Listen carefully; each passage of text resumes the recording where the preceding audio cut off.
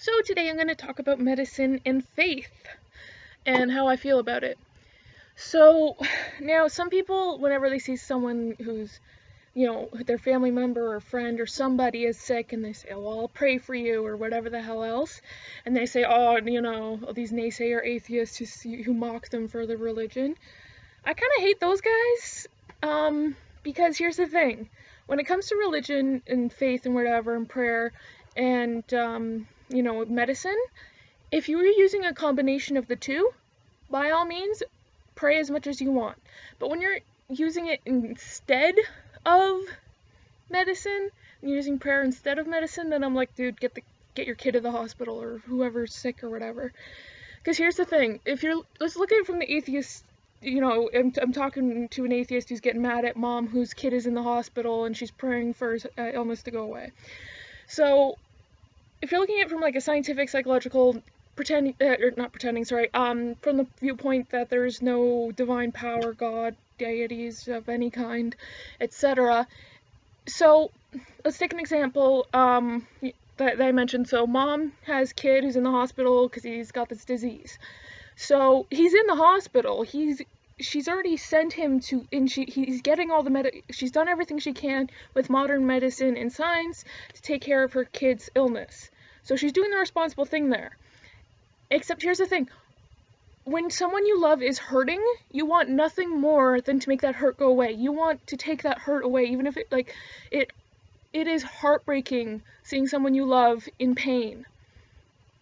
Which is where the prayer thing comes from. So mom sees her poor little kid in the hospital, sick and suffering, and so she's done everything she can with, modern medicine, but she wants to do more. She needs that kind of satisfaction, she needs to feel like she's actively doing something to help her child, which is where the prayer comes in, that, she's lending out her spirit, she's the kind of like her thoughts are with him kind of thing, she can't always be at his side, but just kind of in her mind to kind of comfort herself, because having someone you really care about, especially like your own kid or something, alone and scared and sick in the hospital, it breaks your heart and you just want to be with them and hold them and make it all go away. So that's the best that she can do. So her prayers is kind of makes her feel a bit better, because it feels like she's doing something, even if she isn't actually really doing much, but it's better than doing absolutely nothing. In her mind, like the kind of psychology behind it. But if you see it from, the spiritual point of view, that sort of thing. So if you're getting mad at mom for, praying for her kid in the hospital, even though the kid's already getting medicine, you're a fucking asshole. But if you're getting mad at mom for praying to make her kid better, but she's not doing anything like, taking a kid to a doctor or anything else, like just saying, oh God, could you heal my kid? I'm like, no, lady, take your kid to the fucking hospital.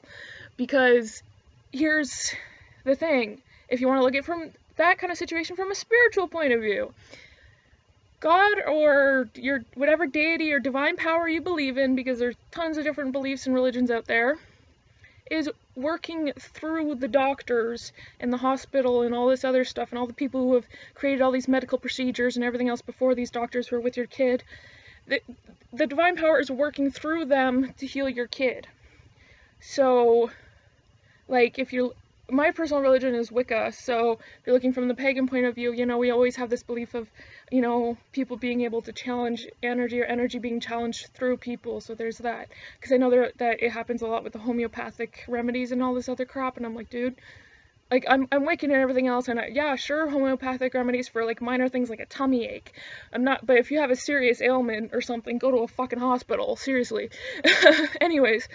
Or if you're Christian, which is one of the bigger ones, or even like Muslim or Jewish or whatever else, those big three ones, monotheistic ones, they kind of have the belief of, God is in all of us, right? So God is in those doctors who are treating your child. So take your kid to said doctors, because it's just like that story. And they actually, the kind of joke story was it featured in Pursuit of Happiness.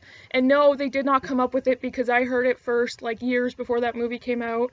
So it wasn't this new thing that little Jaden Smith came up with. But anyways, so there's this man who's, the town's flooded and he's on his roof. Or he's in his house on the top floor and he ends up on his roof. But anyway, so a boat comes when it's just beginning to flood. Or a van, okay, I'm fucking this up. Okay, so, flood's coming, hasn't quite flooded his whole house yet. So, this Jeep or something comes, it's like, come on, we gotta get you out of here. And the guy's like, no, God will save me. And he's like, okay, dude. And then later he's on his top floor on his roof or something, and a boat comes, and he's like, come on, guy, we'll get you out of here. And then he's like, no, God will save me. And then he's on his roof, and like there's barely anything left of his house left. And then a freaking helicopter comes, and they're like, come on, dude, we're gonna save you. And he's like, no, God will save me.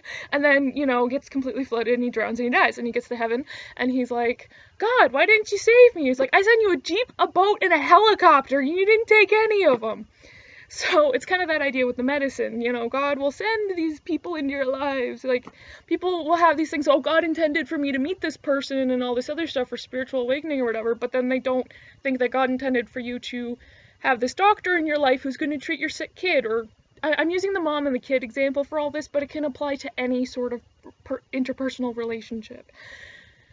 So yeah, don't force your belief on a kid, especially when that belief is detrimental to their health, either mental or physical, because I know like there's some people who are like adamantly against psychiatric care, so they have these poor kids who are stuck with these severe mental illnesses. And as someone who suffers with mental illness, I would fucking hate it if my parents were like, no, you're not going to do any medication or psychiatrist, we're just going to have you pray it all away or some bullshit like that. Sorry, I'm a very religious person, but there's other people in the world to help us. No man is an island. You need other people in your life, even if they're doctors.